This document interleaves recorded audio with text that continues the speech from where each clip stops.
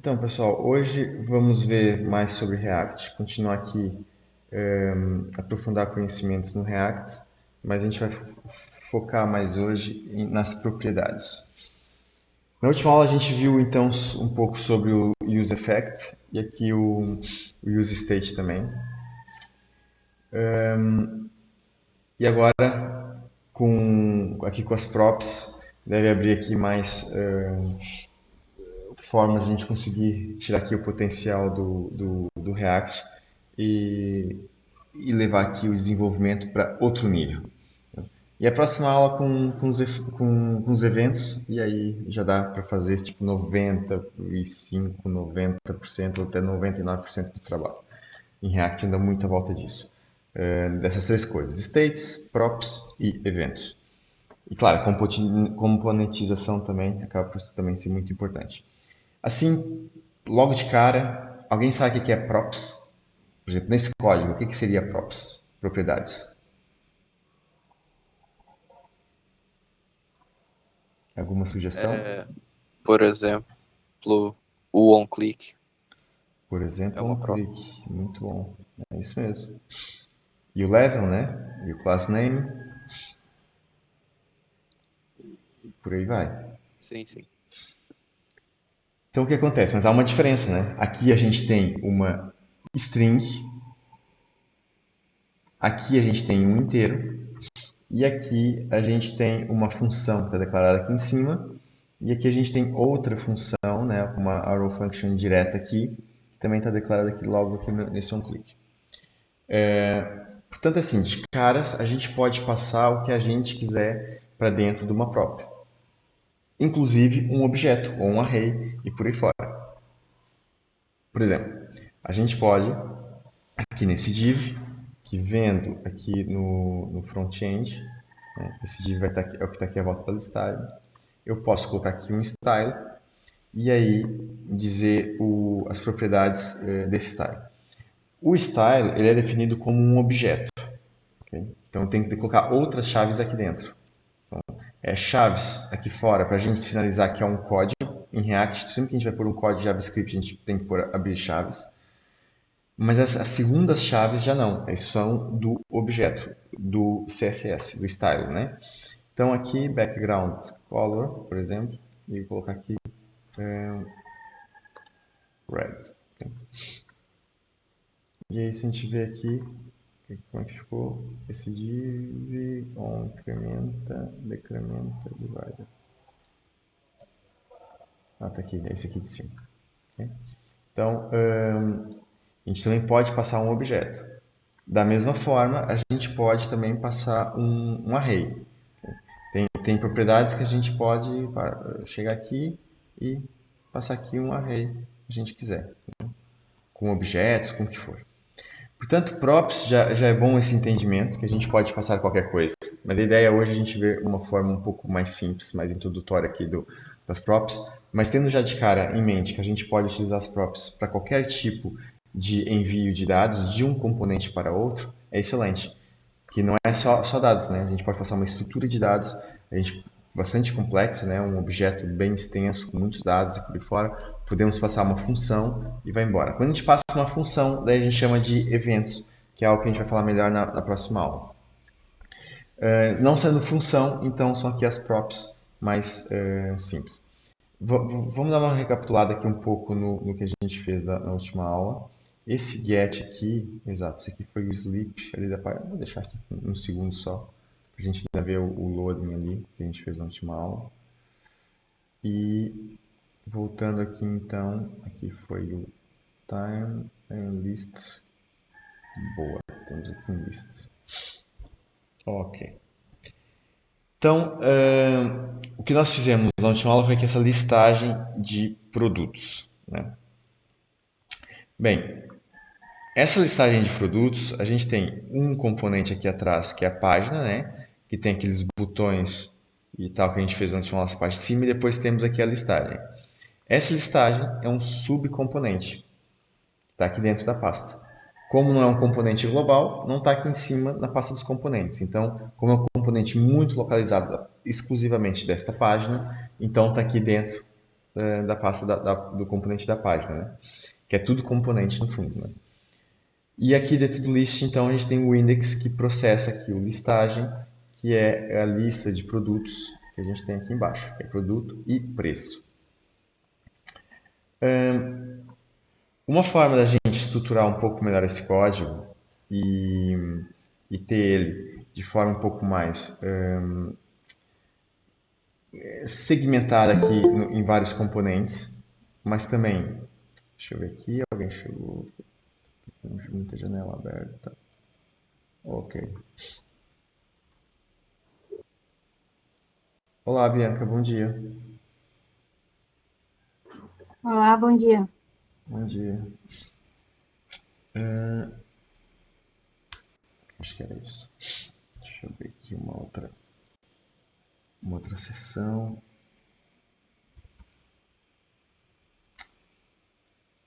Faltou aqui um detalhe que deixa eu só consertar aqui.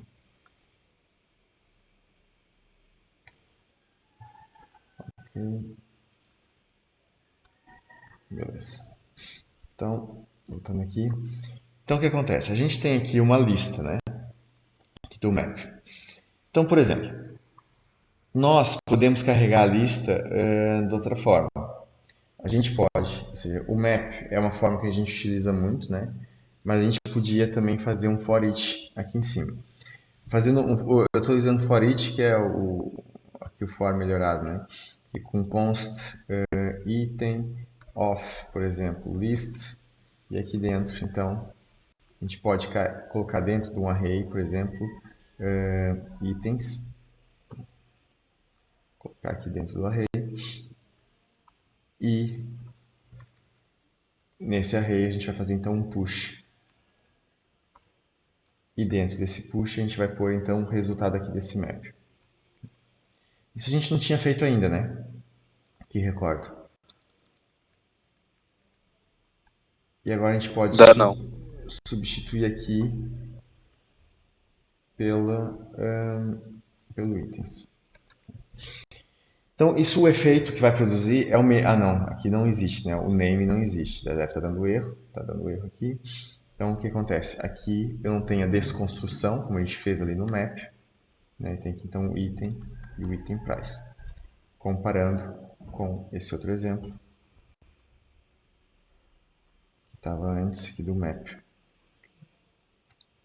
Então, isso acontece assim. Aqui a gente já está fazendo a desconstrução e o map acaba por ser uma transformação, né, do array, que a gente está transformando item a item do array para construindo um novo array que vai ter esses elementos do ali. Então aqui eu estou fazendo esse papel do map de forma manual. Então eu estou percorrendo ele com for simples e estou adicionando aqui um novo array, a estrutura que eu quero. Qual que é o objetivo desse exemplo? É entender que aqui nesse itens a gente pode ter um array passando para dentro da renderização do componente. Então, quando a gente passa um array para renderização, então todo esse array vai fazer parte aqui da construção do nosso HTML. E seria o mesmo que eu tivesse aqui vários LIs, né? Teria aqui um LI, então eu teria outro LI. Isso no fundo aqui é um array, né? Que tem um elemento, depois tem outro elemento. Então é isso que está acontecendo aqui dentro. Nós estamos construindo um array com vários elementos LIs, que quando é passado aqui para a renderização do React, ele vai processar todos os elementos e vai apresentar na tela. Então o que acontece se eu adicionar também uma string?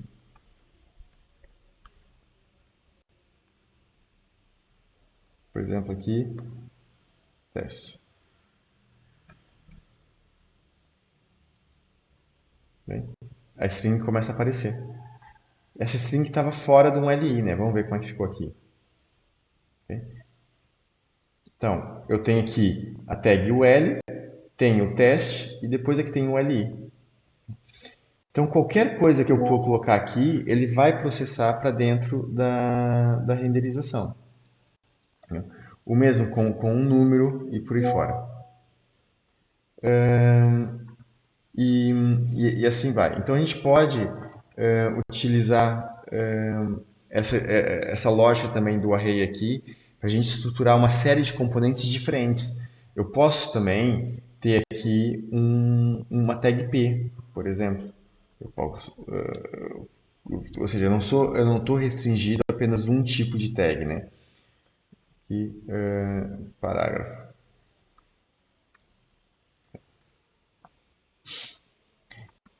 Okay? E tem aqui o parágrafo. Então aqui eu estou quebrando bem a estrutura padrão do L, né? Não é suposto dentro do o L a gente ter L e por aí fora. Mas pronto, só título de demonstração, né? Dessa forma também eu posso, da mesma forma que eu estou pondo aqui uma tag, eu posso também ter aqui uma const meu parágrafo. Ou vou por outro. Parágrafo de. Vou por aqui introdução. Né? Introdução. E aqui intro. Ou seja, da mesma forma que eu adiciono no array, eu posso adicionar numa constante, numa variável, no que for, e colocar aqui na renderização. Como é que eu ponho isso na renderização? Chaves, né? Sempre chaves e o nome do que eu quero, do meu código JavaScript. Intro. Era intro? Ah, não. Aqui qual é que é o problema? Tem aqui uma condição ternária. Nem a condição ternária. É uma condição... Operadores condicionais aqui. E o que acontece? É o que a gente já falou várias vezes, né? Se isso tudo for true, ele depois, retornando diferente de null, ele vai processar ali na renderização. Deixa eu pôr aqui antes, sem estar fora aqui da condição. Okay? E aqui entrou então o nosso parágrafo de introdução. Ou seja, da mesma forma que eu passo coisas para dentro de uma props, né? Posso passar o que eu quiser, eu também posso ter qualquer coisa gravado numa variável, né? Inclusive tags aqui num array por aí fora e passar aqui para renderização. Claro que se eu tiver aqui uma função, um objeto, isso não é bem renderizável, eu posso começar aqui a ter aqui algum problema. No caso do array, o React está espera que esse array seja um array de tags ou de conteúdo processável aqui na renderização. Eu já volto aqui a esse tema, mas antes vamos avançar aqui com outro detalhe, que é, aliás, já posso fazer já, como é que eu podia fazer aqui no login?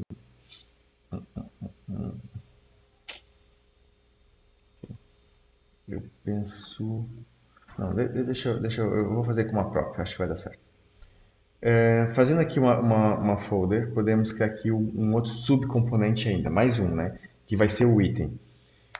Então vamos ter um componente específico em React para processar cada item da nossa lista de produtos. Então a ideia aqui vai ser eu mudar aqui esses LIs e esse LI aqui vai passar a ser um conteúdo, um componente meu próprio para isso. Né? Então, vamos lá. Function item, né? E aí aqui a gente tem então export default. Né? Isso, toda vez que eu construo um componente React, o que eu devo fazer de caras é logo isso e colocar aqui um teste. Por exemplo, pode ser com tag vazia, olha, por acaso é uma boa para testar. Se eu estiver dentro de um LI ou qualquer coisa, vai dar certo. E aqui eu coloco teste item. Okay.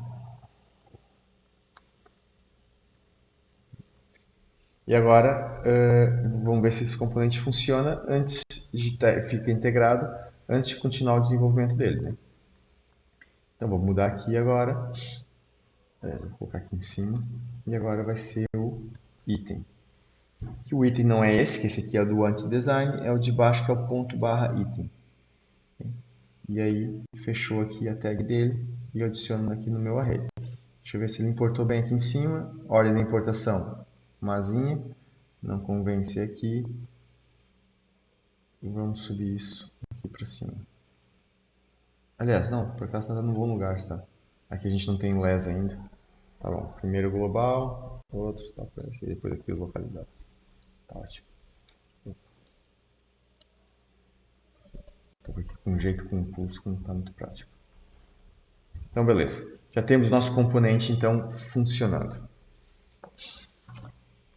Agora, qual que é o meu problema? Eu tenho que passar esse tomate aqui e o número 2 para dentro do meu componente. O couve e o 1 também para dentro do componente. E aqui o banana e por aí fora. Ou seja, esses dados da primeira linha, que são a informação do meu produto, eu tenho que passar para dentro de cada um dos componentes. Aí que entra as props. Okay? Então a passagem de informação de um componente para o outro, né? E como é que a gente faz isso? Eu vou dar uma limpadinha aqui. A introdução pode ficar como exemplo. Aqui esse parágrafo, deixa eu tirar. E aqui, primeiro vamos acertar aqui ele num detalhe. Deixa eu pôr já como LI, né? Que aqui é suposto ser um LI, porque está dentro da tag UL. E, ok, já fica aqui com as bolinhas na frente também. Esses outros dois LIs que tem ali no final, é daqui esses exemplos que eu estava adicionando. Também tiro, né? E beleza, estamos aqui com a coisa mais certa. Bem, para passar a informação para dentro do meu componente, eu posso fazer assim. Eu posso ter o meu name igual, né, ao item.name. E posso ter o meu price igual item.price. Se eu quiser pôr aqui valor e nome, outro nome, claro que posso pôr, né? Só que a ideia é a gente pôr um nome mais sugestivo possível. Se a gente está chamando uma coisa no código, convém tentar manter o mesmo nome, né? Não ter aqui muitas variações, a não ser que haja aqui uma sensação mais global e tal. Então, dessa forma, eu estou construindo como se fossem os atributos do HTML, né? E vou criando os meus próprios atributos aqui, passando as minhas informações customizadas para o componente. Então, agora o item ele já começa a receber essa informação externa do nome do produto e do preço. Qual que é o problema? Aqui o código está igual e aqui não mudou nada ainda. Então, já que eu já estou enviando agora aqui essa informação, como é que eu puxo ela no meu subcomponente aqui? Então, para isso, a gente tem que. Não é à toa que o nosso componente é uma função. Porque uma função faz duas coisas, né? Ela devolve um resultado, ela pode retornar algo, como também ela pode receber algo. Então, a lógica aqui é as props, esses parâmetros que eu recebo aqui como passagem de dados no meu componente, eu recebo em um objeto que a gente costuma chamar de prop. Okay? E daí que vem as properties ser propriedades. Né? E a ideia é chamar de propriedades para não chamar de atributo, para não confundir aqui um pouco com as lógicas de HTML. Mas depois tem até mais um nome para quase a mesma coisa. Aí agora como é que eu faço aqui a renderização? Aqui do nome e do preço. Como é que eu posso fazer? Alguma sugestão? Alguém desconfia? Ou sabe? Como que a gente pode fazer isso?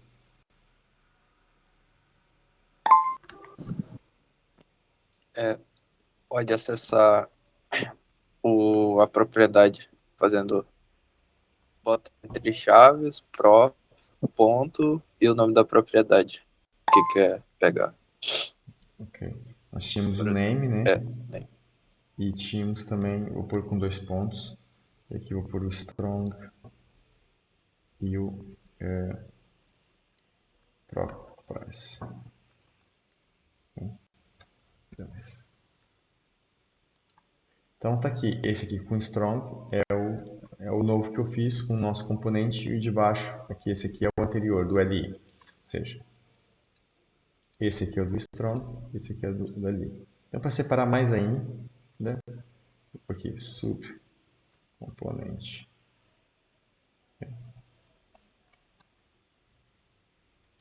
Então esse aqui é o do subcomponente. Não é simples, pessoal. Com isso a gente pode fazer um monte de coisa. Só definir aqui o nome que a gente quiser, igual aqui o texto que a gente quiser e vai embora. Eu vou fazer aqui um outro parâmetro e vou pôr ele como string, que é vou pôr aqui o título. melhor. Title, produto, não, assim. Beleza. Esses dois pontos a gente pode até pôr ali do outro lado. Então aqui, eu vou tirar agora o subcomponente e vou pôr agora aqui como prop.title, né? E aqui eu vou pôr então os dois pontos. E agora tem aqui produto e aqui o cover. Então, se eu quiser passar agora aqui um número, como é que eu faço? Em vez de ser uma string. Alguma ideia? Bota entre chaves. Entre chaves, Tira né? Ou seja, aspas e.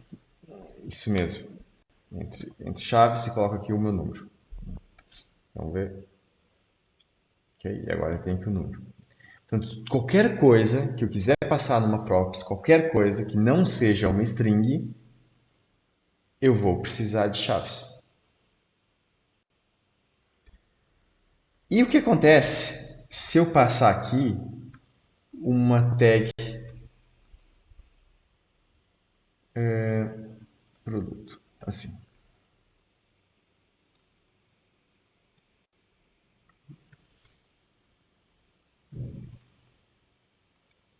Deu para entender? A gente pode passar aqui qualquer coisa. Okay? Vou mudar aqui agora o color e vou por aqui como... hoje estou para o vermelho. Não sei porquê.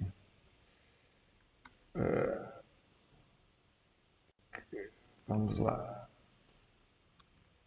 Vem me chamar a atenção aqui. A gente grita logo. Depois eu vou aqui para o amarelinho. Amarelo. Deixa eu ver. Olha lá o produto.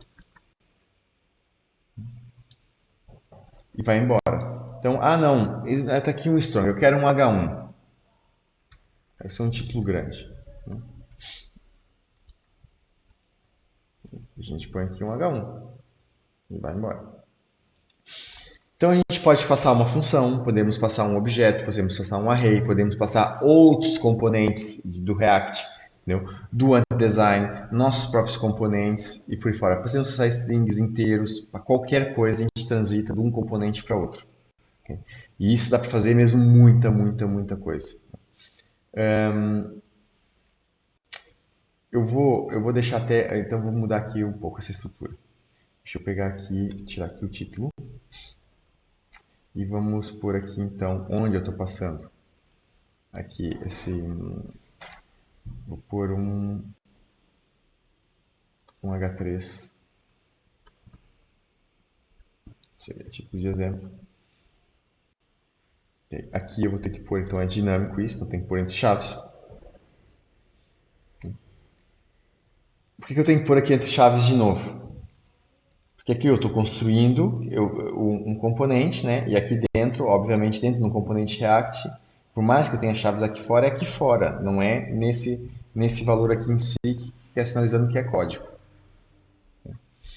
E agora aqui no item, o que acontece agora com o title? Nós não estamos passando mais o title, né? O title morreu. Mas não quebra o código, ok? Por quê? Se a gente tem algo como null, temos aqui um null da vida, simplesmente não é renderizado. Então, deixa eu voltar aqui. Vamos fazer aqui um teste. Se eu tiver aqui null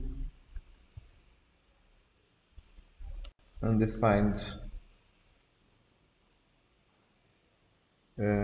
vou pôr aqui um ponto ou uma barra, um pipe, para separar os dois.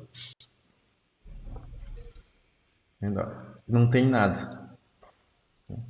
Se eu colocar aqui um outro pipe e colocar aqui agora um false, outro pipe, um true, outro pipe, 0, outro pipe, 1.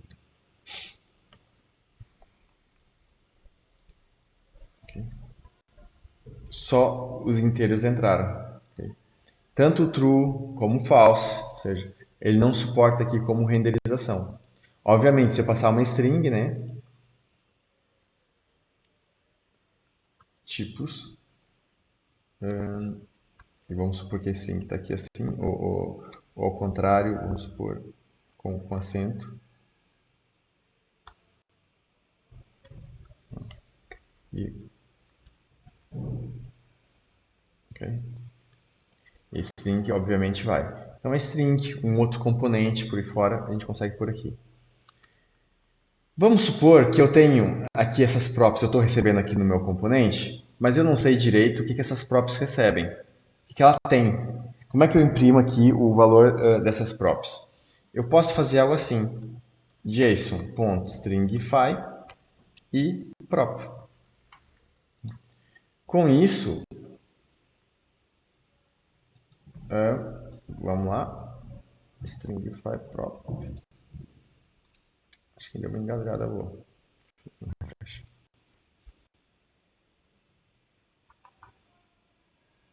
Ixi, o que eu fiz de errado?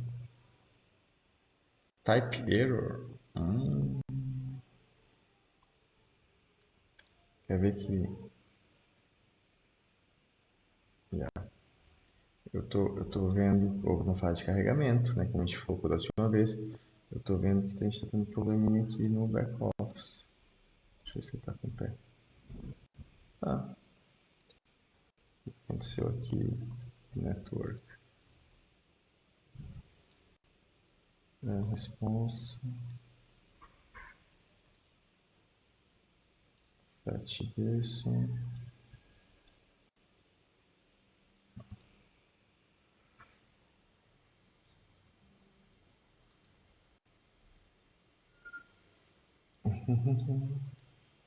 Não, aqui está respondendo bem, então o meu problema está aqui mesmo. Alguém viu aqui algum erro? Stringify.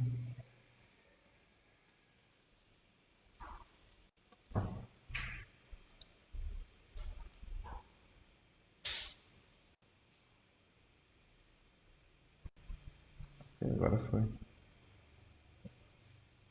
Olha só que doideira. JSON.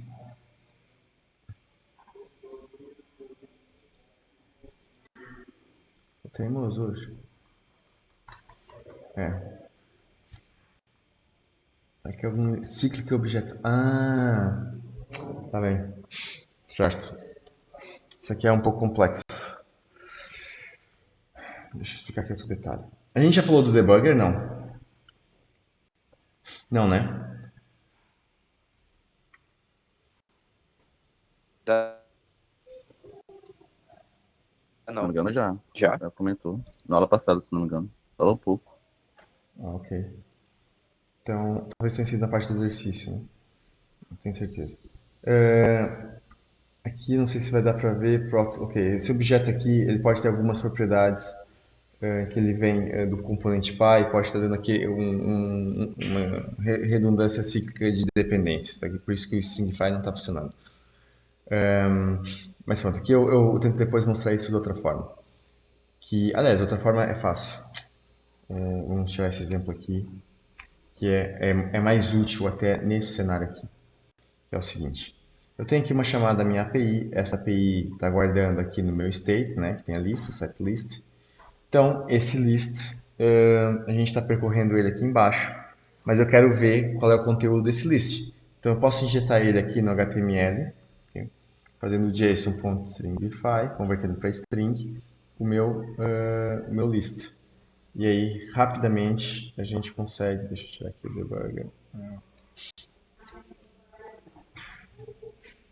Eu vou acabar usando o debugger várias vezes aqui no futuro breve. E aí vai dar para pegar aqui bem isso.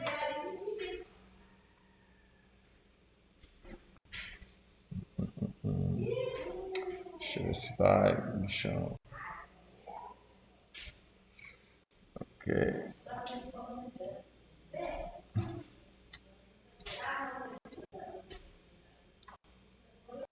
Vai me dar aqui uma engasgada boa. 2, ok. Vocês viram que o array estava vazio e depois aqui apareceu. Ou seja, essa forma de injetar aqui no código com JSON.stringify é uma forma de a gente fazer um debug dos objetos internos que a gente tem no nosso componente, sem estar pondo no console.log e sem estar pondo no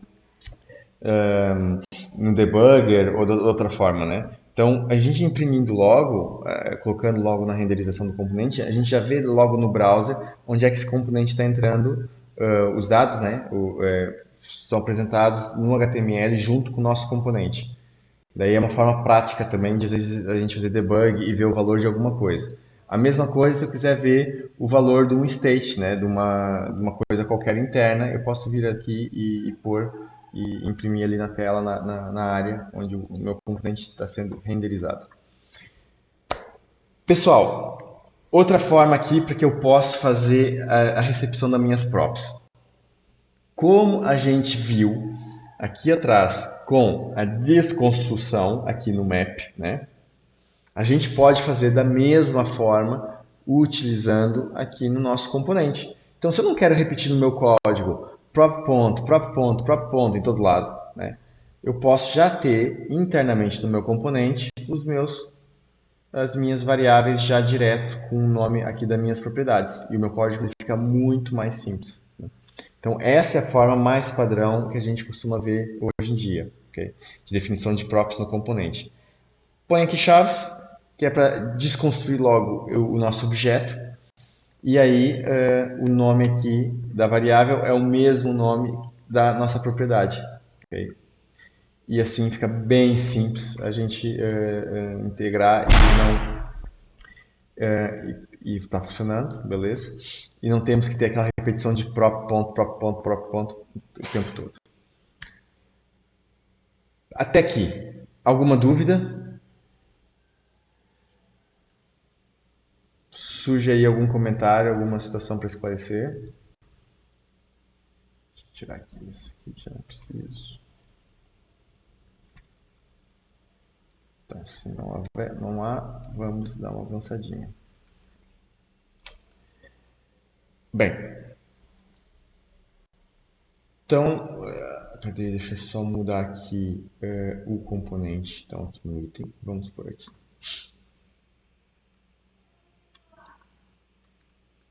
Aqui vai ser o nosso preço. Na linha de baixo. Então, em cima está um H1, que vem lá de fora e vai aqui o preço embaixo. Beleza. Bem, nós podemos agora brincar aqui um pouco com uma situação que é o use effect, né? A gente viu da última vez a questão dos eventos, né, aqui em cima, aqui nesse contador. A gente não viu ainda a questão do use effect.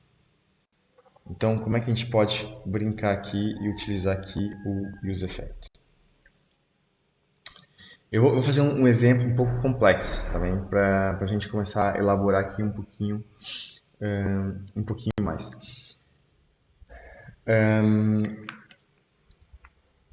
Vamos fazer o seguinte, eu vou mudar aqui um pouco essa estrutura para ter o li aqui fora.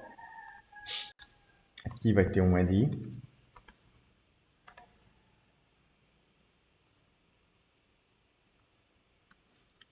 Aqui vai ser a nossa listagem. E aqui eu vou ter um row também, né? Que a gente já viu sobre as rows lá no início do design, que é o sistema de grids. Vamos lá recapitular um pouquinho isso que é importante. Isso aqui é o básico do básico, é importantíssimo a gente dominar isso. Que é o nosso sistema de grid para controlar então a responsividade por aí fora. A gente precisa sempre de um sistema desses para conseguir montar as nossas telas responsivas. Então, temos rows, calls e vai embora. Então, aqui no React, no Anti-Design, a lógica das calls é terem 24 espaçamentos, né? 24 colunas. Então, isso quer dizer que o meu span, se eu quiser dividir a tela, o meu span vai ser 12 numa coluna e 12 em outra, somando as duas vai dar os tais 24. E aqui o meu componente eu vou pôr aqui dentro de cima.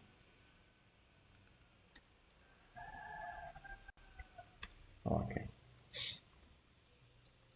E aqui embaixo tem então aqui uma outra coluna. Aqui o meu item, agora eu tiro aqui o LI e vou deixar uma tag vazia para já.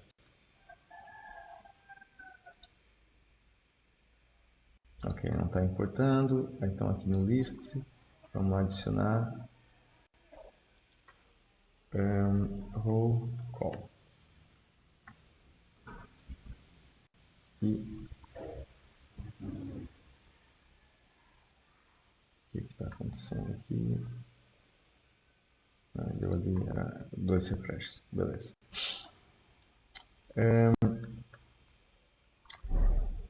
Aqui na minha call, deixa eu pôr aqui um hr, só para a gente separar melhor ali. Eu tenho o divider também, que é do próprio design, que a gente acho que já viu também sobre ele. Faz mais ou menos a mesma função ali do hr, que é por uma linhazinha para separar ali as coisas. Beleza, assim fica mais separado um produto do outro. Então agora, se eu escrever aqui nessa outra coluna, né, eu tiver aqui um botão, por exemplo, comprar.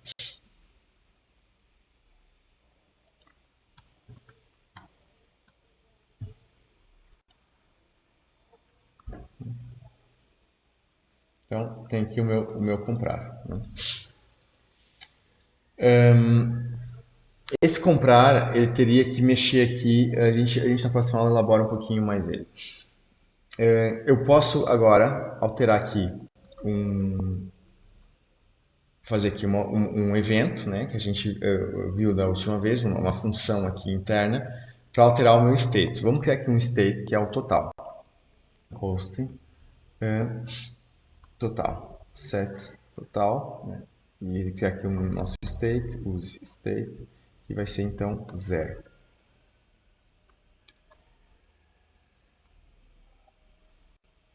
Os pontos e vírgulas. Só para mudar aqui o estilo, ou tudo ponto e vírgula ou tudo sem ponto e vírgula, mas é melhor. Eu ando com uma mistureba aí. No meu comprar, eu vou fazer o quê? Um clique. O que eu posso fazer agora para eu aumentar ali o preço, o meu preço total, né?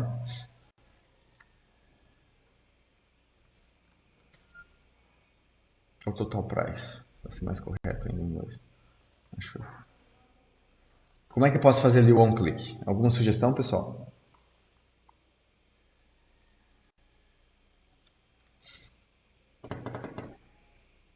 Alguma dica aí? Tchan, tchan, tchan. Passar uma função que no corpo dela ela vai usar o set total, set preço total, né? Total price. Pelo quê? É isso. Pelo item, não, pelo total price mais o item.price. Item.price. Muito bem, é isso mesmo. Então a gente está pegando o valor atual do nosso state, né, que é o que está vindo aqui primeiro. Aqui é o valor atual do state, aqui é o alterador do state. Então, e estamos incrementando aqui pelo nosso preço.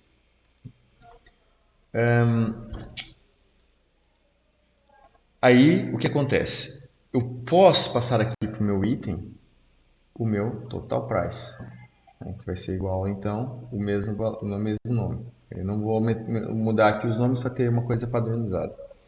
Então, estou passando para cada item qual é o meu valor total. E agora aqui no meu item, eu posso ter então o meu, incluir aqui também. Como eu pus lá no início, eu vou pôr aqui também, total price. E aqui vai ser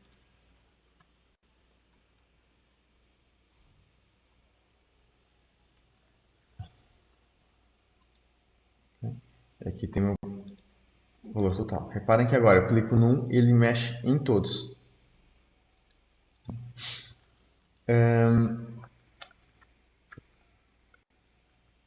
Beleza. Deixa eu colocar aqui só uma quebra de linha. Aliás, aqui a gente pode usar, então, outra vez o row, para demonstrar mais isso.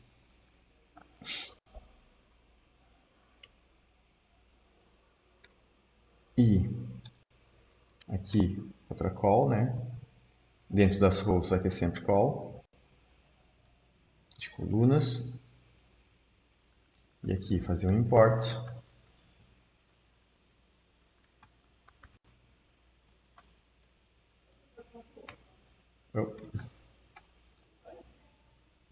E aqui vai embora.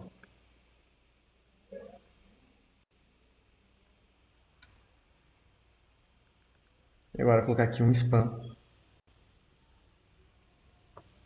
Aqui vai ser de 12, também dividir no meio. 12 aqui, 12 acolá. Aqui eu vou simplificar, só total. E aqui vou mudar um pouco. Aqui eu vou pôr 16 e aqui 8. Para a parte aqui dos preços do meu item ter uma largura maior. E ali o do botão agora aumentou aqui um pouco, tá? Uma distribuição diferente. Okay? E vai embora. O que está acontecendo aqui? Se eu fizer um inspect, né, eu tenho então, olha só, ant call 16. Se eu fechar, tem que o outro 8. Então essas aqui são as classes CSS que o ant gere lá internamente. A gente parametriza ali os nossos componentes e ele vai construindo aqui, né? Então aqui acaba por ser aqui o ant row, né? Tá aqui em cima, que é a nossa linha. Mas dentro aqui desse primeiro, desse 16, a gente tem outros dois, que é aqui outro ant row, que esse aqui está dividido no meio, 12 para um lado, 12 para o outro. Né?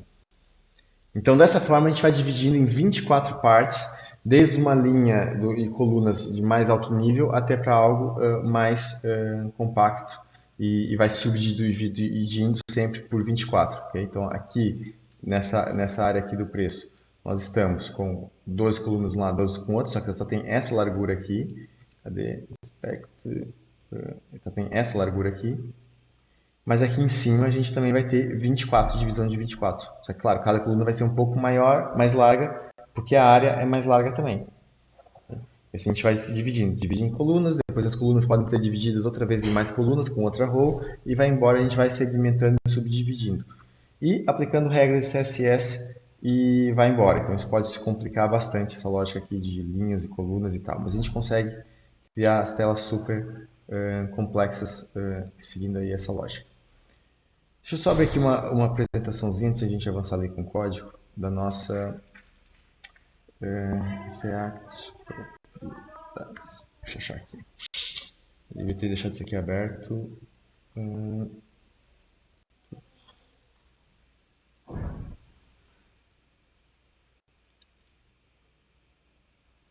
Ok, acho que é essa. Deixa eu abrir aqui. Então, assim, na última aula a gente viu aqui sobre os states, né? E a gente não viu as propriedades. Então, vamos ver aqui as propriedades.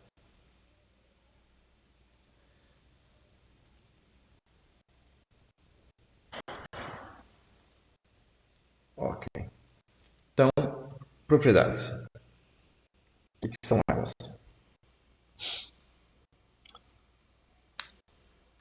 Vamos lá, internet.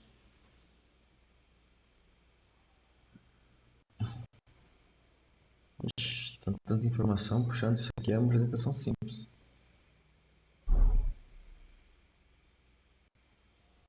Oxi.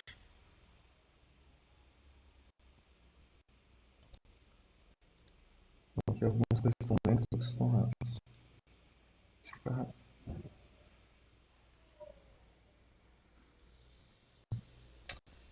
Pessoal, estou aqui com azar. Estão aí? Alô? Estão, né? Acho que foi. Sim. Então, o que acontece? A gente tem aqui um componente de departamento aqui embaixo, okay? Que está passando duas propriedades, nome e idade. Para o componente, um subcomponente, aliás, nem subcomponente, isso aqui é global, né? A gente está na página departamento e aí ele vai pegar aqui um componente global, que é aqui de pessoa, que é esse componente que está aqui em cima. Okay? Aqui em cima tem um caminho completo do nosso componente. Então, essas duas propriedades, nome e idade, estão entrando como variáveis internas no componente pessoa, aqui utilizando a desconstrução. Então, do componente pai, a gente está enviando a informação para a propriedade de entrada, né? No fundo, o objeto, o primeiro objeto que o componente recebe, que é o objeto que a gente costuma chamar de prop, só que aqui está desconstruído. Então, o primeiro atributo aqui acaba por ser o do nome. E depois o segundo, então, da idade. E assim vai. Aqui a gente tem aqui a string, né? Só com aspas. E aqui a idade sendo um número, então tem que pôr aqui entre chaves. Okay? Qualquer coisa diferente de string tem que ter, então, as chaves. E beleza. Daí entrando aqui como nome e idade, depois aparece aqui na renderização. E é injetado aqui com chaves na renderização do componente, que aqui é a parte do return. Quando eles falam renderização, essa aqui é essa parte do return. Aí os estados, como a gente viu da última vez, ele dá aqui essa voltinha aqui maior, né, que a gente chama um alterador de estado, que depois altera aqui o nosso leitor, a constante interna, que a gente vai ter a leitura do estado atual, e a gente depois insere ali no na nossa renderização, e vai embora. O efeito a gente vai ver na próxima aula. Se bem que o efeito a gente já viu. Exato. A gente já viu um pouco do efeito no estado e aqui as propriedades. Beleza. Então vamos falar do efeito já. Então o efeito. O efeito é um pouco mais complexozinho, né? A gente viu esse exemplo na última aula. Nós temos aqui uma coisa parecida com aquilo que a gente está fazendo agora. A gente tem um componente de produto e outro de produtos. Então, produtos é como se fosse a nossa lista e aqui o produto, o nosso item que temos agora. E aqui tem uma quantidade, um preço final aqui e tal. Então, aqui embaixo a gente está fazendo duas propriedades, né? Nome e preço, talvez seja um pouco pequeno, que entram depois aqui na desconstrução, que está errado aqui, faltou chaves. Esse valor aqui está errado, faltou chavezinhas aqui. E aí depois nós temos dois states internos aqui de quantidade e preço final. Okay? Então, chamamos aqui o alterador do estado de quantidade, ele vai incrementar aqui a nossa leitura atual do estado de quantidade, e depois vai entrar aqui nesse effect através do array que a gente passa depois. Então, o useEffect, como a gente viu na última aula, recebe dois argumentos, né? Um que é uma função e outro que é um array. E esse array tem que ter sempre. Se não tiver nada, vai ser um efeito de inicialização do componente, que é o que a gente tinha aqui no terminal. Estava aqui passando um início e fim o tempo todo.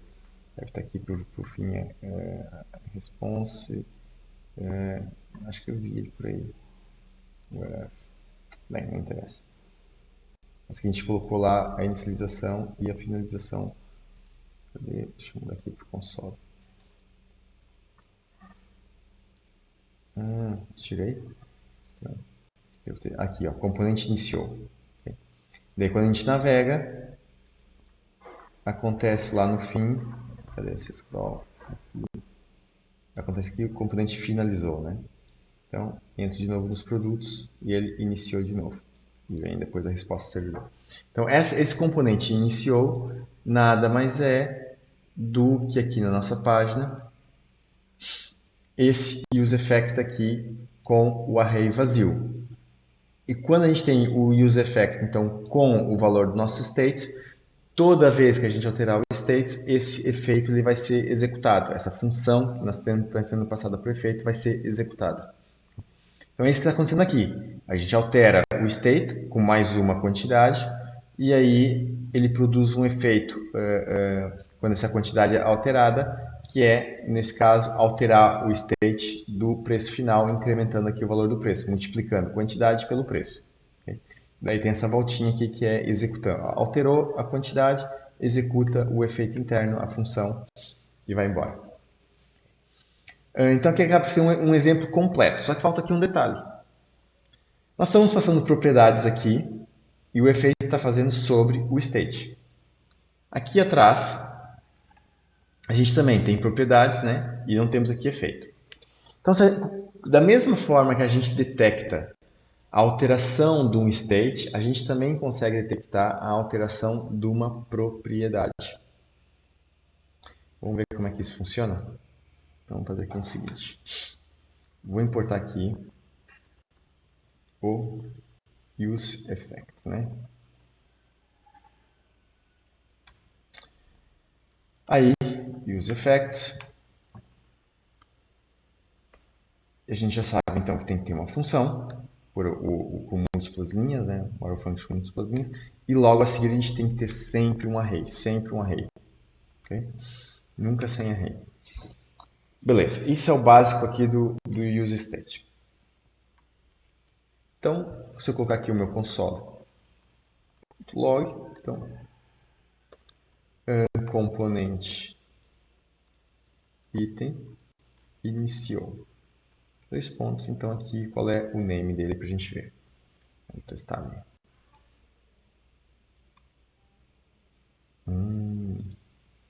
Vou mudar de página para ver se funciona.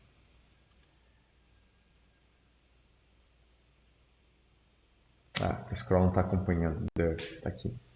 Okay? Então temos aqui o componente iniciou e vai embora. Repara que ele está aqui como um objeto, porque ele é um H3. Okay? A gente está passando uma tag aqui atrás. Então ele está passando aqui um H3, ele está processando lá como... eu vou trocar então, tirar aqui a tag da propriedade e por aqui o name como sendo H3 de novo. Só que agora aqui dentro do componente. Então, beleza. Tá aqui. Agora, deixa eu ver aqui. Agora sim. Iniciou e está aqui como string. Então, beleza.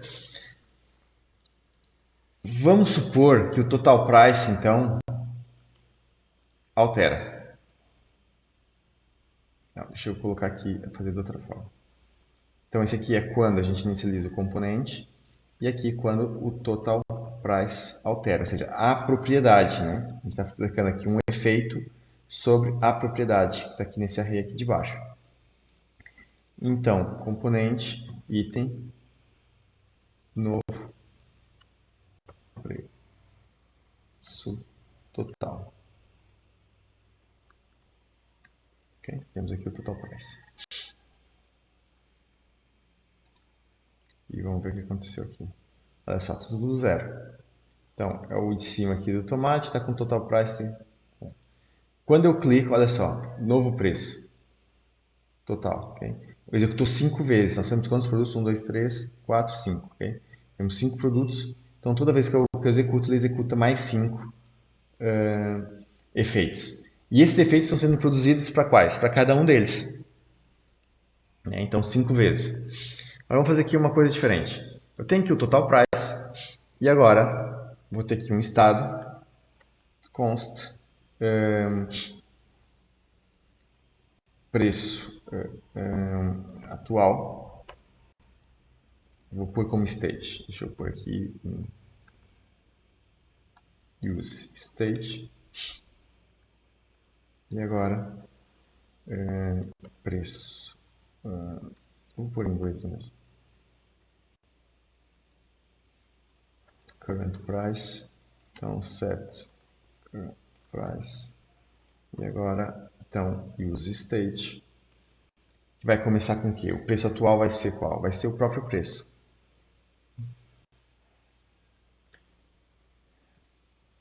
Agora, se o meu name for igual ao quê? Alguém escolhe um produto?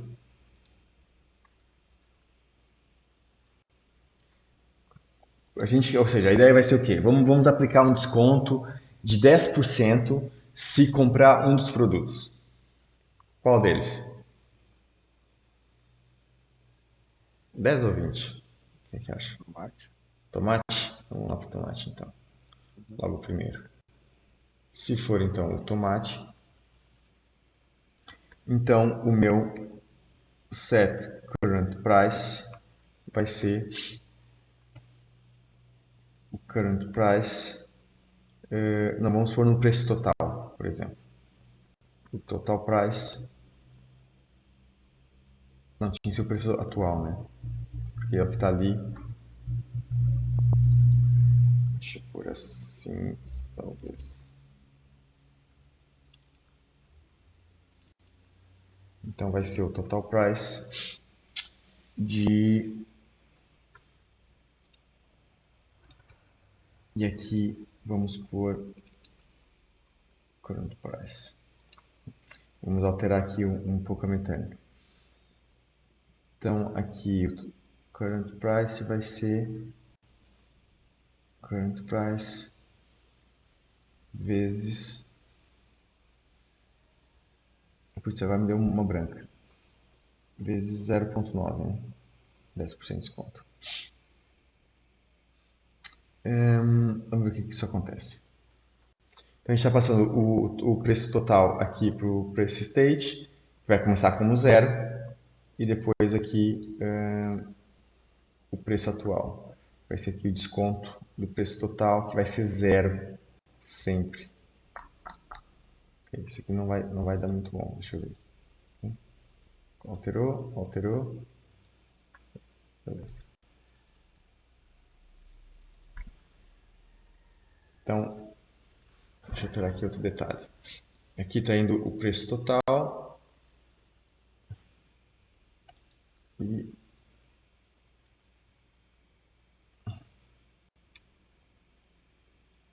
em vez de ser o preço total, deixa eu pôr o price mesmo. Vamos ver se vai melhor.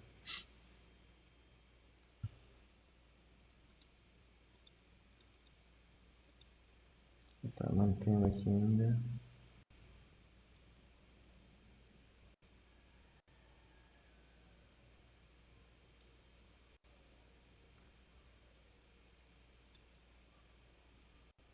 Price, tá certo. Aqui já aplicou. Agora, eu mexo em qualquer um, ó, ele só está aplicando os 10% repetidamente, só que no tomate.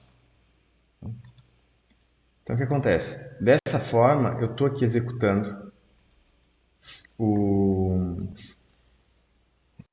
Vamos pôr aqui um debugger para ver aqui um detalhe. Debugger. Se eu pôr fora aqui, eu vou executar 5 vezes, né? Fora do if. Dentro do if, ele vai executar só uma vez, que é onde eu estou aqui no debugger. Deixa eu pôr aqui embaixo, talvez seja melhor.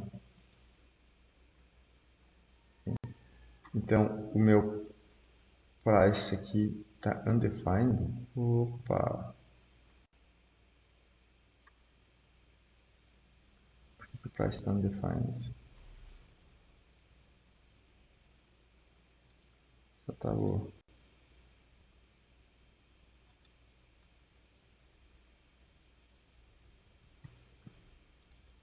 price undefined. Não estou vendo bem lógica porque está aqui item preço. Deixa eu ver.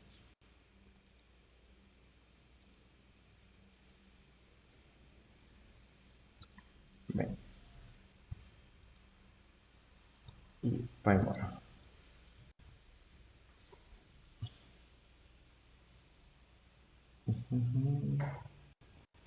Bem, mas a lógica é essa, ou seja, a gente aqui observando uma props é a mesma lógica que a gente observar um state. E como é um array, pessoal, eu posso passar aqui meu state, né?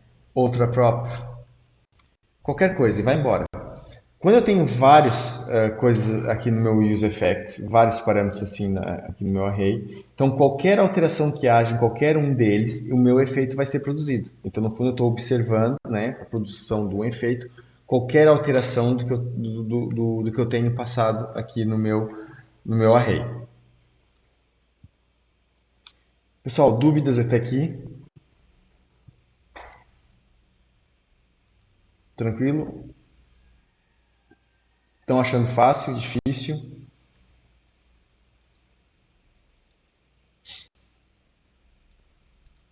Tranquilo? Não há dúvidas? Então, vamos complicar um pouco. Bem, na ausência de dúvidas, então vamos lá fazer umas coisinhas aqui com o Cloar. Entendimento aqui de como é que o Cloar funciona. Bem, não sei se já repararam, o Cloar ele serve aqui para a gente construir páginas, né, um site, um website complexo, com a utilização aqui de um back-office, né, que a gente pode estruturar a página com conteúdos, com banners e por aí fora, e por aí vai. Deixa eu só dar aqui uma olhadela aqui num detalhe. Exato, acho que está tudo. Tá só querendo confirmar se não deixei escapar nada aí das propriedades. Não, mas acho que está tudo. O essencial está passado, é isso. Aí, ou seja, a gente tem essa estrutura. Produtos não faz parte do Cloar, né? Essa parte aqui do produtos não faz, esse teste também não faz. Mas o resto, listagem, página, funcionalidade, estandarte, conteúdo, contato, configuração, ação, vai embora. Isso aqui tudo faz parte do Cloar. Bem, se eu tenho aqui no site uma página principal, tem aqui a página de produtos que a gente inventou na última aula e temos aqui a página de vinho que a gente inventou muito antes. E essas páginas elas foram criadas por nós, né? A gente criou, teve uma que a gente criou aqui no back-office, penso que foi essa dos produtos, né? Só que depois nós viemos aqui e injetamos o Halt, né, aqui do React Router, dessa página de produtos de vinhos aqui para o nosso componente próprio dessa página. Né? Só que a gente pode fazer páginas aqui no Cloar sem mexer aqui nos routes, utilizando os routes padrão que é carregado aqui, processado pelo Cloar. Então, para isso a gente vem aqui, cria uma nova página, né? E vou criar aqui uma página de... Alguém dá alguma ideia que a gente pode criar? Catálogo, produtos, vinhos, agora catálogo. Não corre nada melhor. Assim, né? Aqui o estado eu já vou pôr como publicado, ou seja, como um rascunho não ficaria publicada, mas aqui aparecer no menu. E aqui a ordem, vamos pôr na ordem 10, aqui logo no início. Que essa ordem 10 vai fazer com que... Eu tenho aqui outro ordem 10, que é o principal. Então, aqui eu vou então aumentar para 20.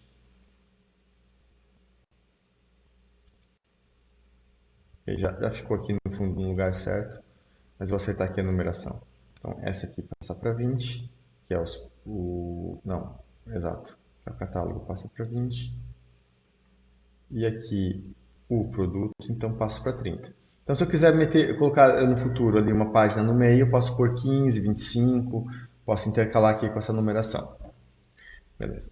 Até aqui, nada de novo, é o que a gente viu da última vez. Temos aqui uma página vazia, beleza, criou a página e depois. Então, depois a gente tem aqui uma lógica que é a seguinte: eu tenho aqui o conteúdo.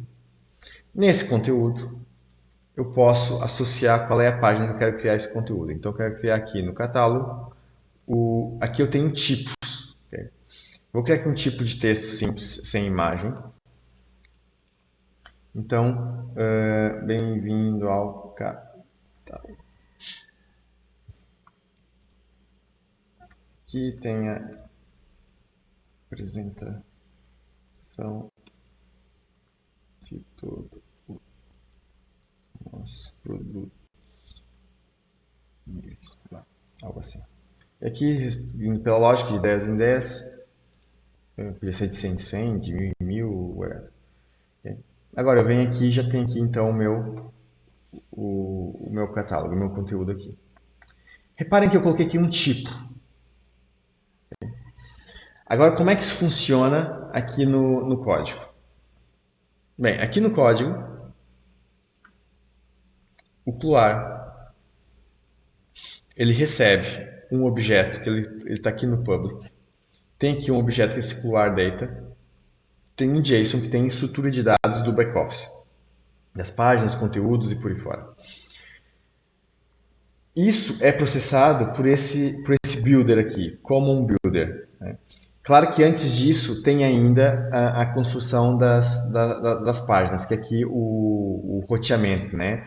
Do endereço de cada página e como é que cada página vai ser processada. Então, esse roteamento, está vendo aqui de cima, que está aqui configurando aqui os routes, baseado no idioma e nas páginas para cada idioma, que ele processa então style builder. Okay? Esse builder nada mais é que esse componente que a gente estava vendo ali, okay?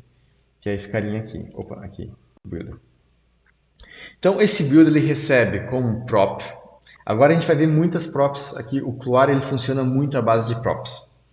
Então ele recebe aqui uma página que vai ter depois vai ter aqui um objeto de estrutura que na verdade é um array, né? E que nessa estrutura vai ter os diversos elementos que essa página pode ter. Então essa página pode ter banners, pode ter conteúdos e pode ter listagens. E depois pode ter também da funcionalidade. Funcionalidade é quando a gente quer fazer um componente customizado nosso, 100% nosso, e injetar aqui na renderização do Cloar. Então a gente mexe aqui nessa parte da funcionalidade. Mas no fundo a gente está recebendo tudo a partir dessa prop aqui do page. Então o page depois estende a estrutura, depois da estrutura tem aqui o tipo de secção, que essa section, é o tipo de menu que a gente tem aqui no back-office, que vai definir o tipo de conteúdo, qual o conteúdo específico que o componente específico que vai ser processado no React para trabalhar aquele conteúdo. Okay? Então aqui é pela section que amarra qual é o componente que vai processar determinado tipo de conteúdo. Aí a gente passa como props, okay? Isso aqui é uma desconstrução do objeto, ou seja, isso aqui é uma prop, repara pessoal que a gente tem aqui chaves, né? E 3 pontinhos na frente. Então isso aqui ele está injetando uma propriedade para cada parâmetro, né, e atributo aqui do nosso objeto. Esse aqui é um objeto JavaScript, que daí ele vai colocando cada valor aqui do objeto, chave valor, a chave e valor sendo aqui, então aqui a nossa propriedade do objeto. Aí o que acontece? Se a gente for ver o código aqui do banner ou do conteúdo, cadê components? Aqui content.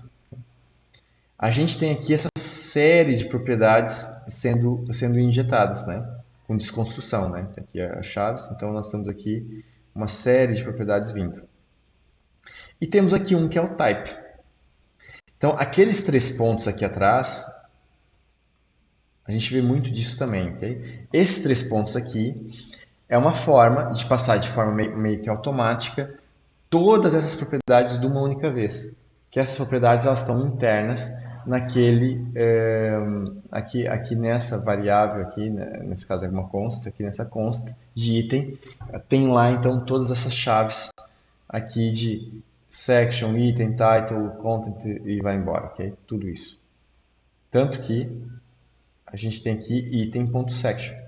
Okay? E aqui a gente está passando 3 pontos antes, item. E lá dentro então a gente pega o section. E vai embora.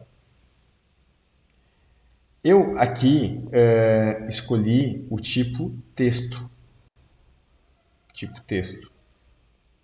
Então, o tipo texto conteúdo tem aqui o tipo, né, que são os tipos de conteúdos. E eu tenho aqui que a descrição é texto, mas o código é text. Okay? Esse código aqui é de extrema importância para eu programar o meu código. Por quê?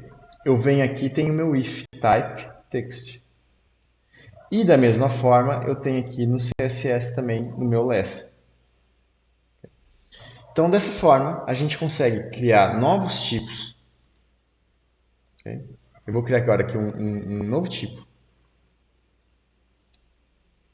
Por aqui. Meu tipo customizado. Aliás, vou pôr melhor. Introdução catálogo. Beleza?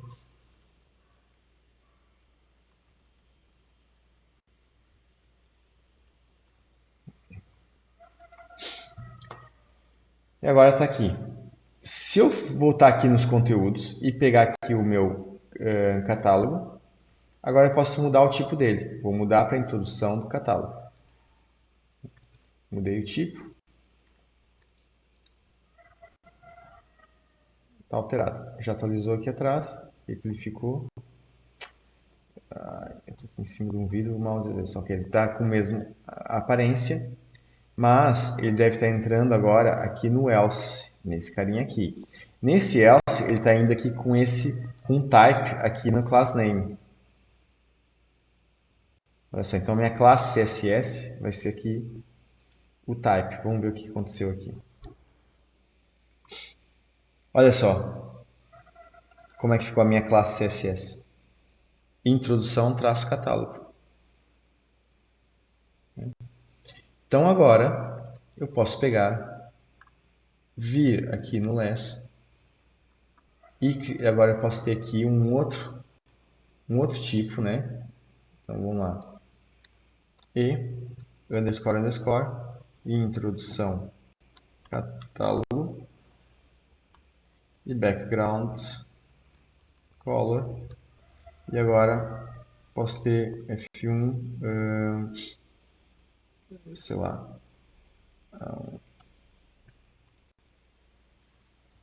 assim um vermelhinho.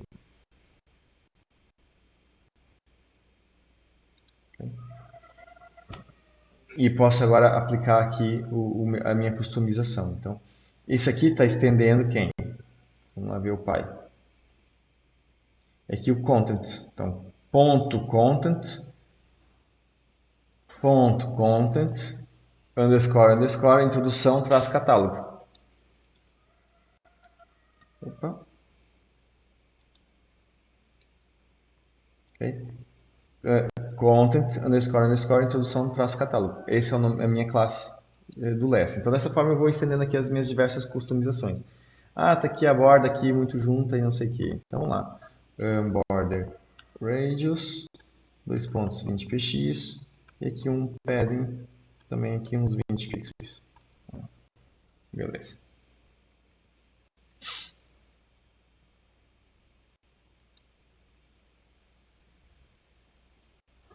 Okay? E eu tenho aqui a coisa mais enquadrada. Ah, eu quero alterar aqui no código que quando tiver aqui essa questão do catálogo, eu quero ter aqui um botão para comprar do anti-design, aqui para lançar um desenvolvimento customizado, alguma coisa assim. Então eu venho aqui, agora acrescento um outro else if. Eu vou copiar então essa estrutura aqui de baixo, que já me serve e bem. Então, criar aqui um outro if. If o quê? O meu type. Se o meu type for igual ao quê? Ao meu código aqui do conteúdo, do tipo de conteúdo, que é o introdução traço catálogo, código introdução traço catálogo. Então, se o meu type, né, tipo, for esse código introdução traço catálogo, ele vai processar isso aqui. Eu não vou ter nunca imagem, então não me interessa ter aqui essa parte de imagem. E então aqui embaixo eu quero pôr um botão aqui de comprar.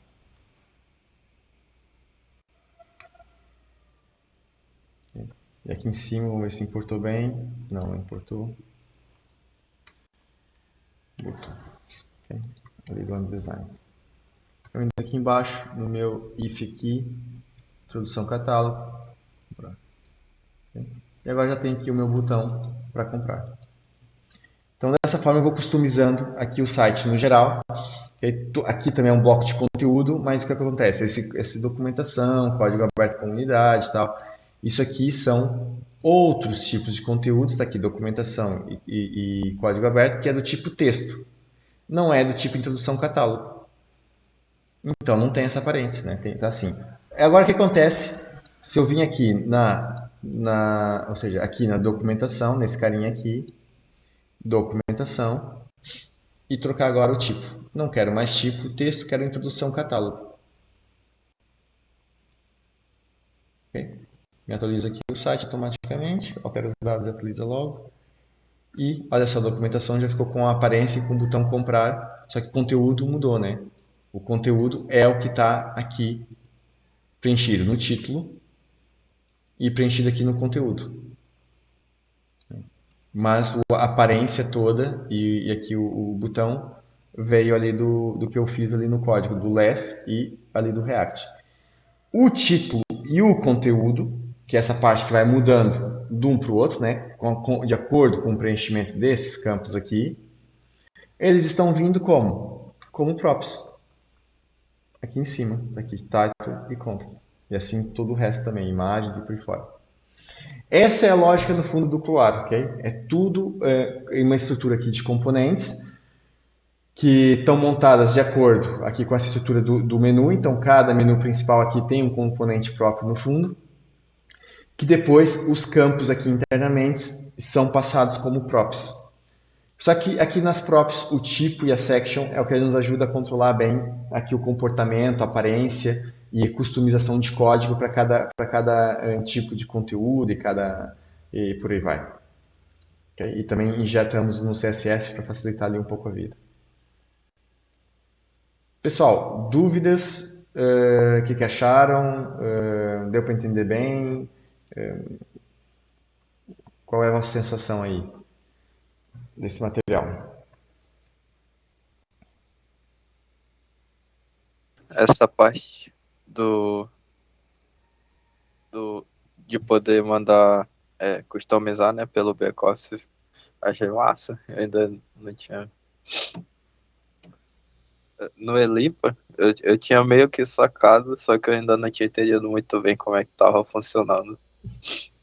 Agora fez uma luz, né? Aham. Tinha a mesma coisa na hora que fui procurar onde é que tava as imagens, e fui ver que tava no Cloar. Eu, rapaz, puxa por aqui, bota coisa. Acho bem interessante isso. E a gente altera aqui e ele atualiza logo, né?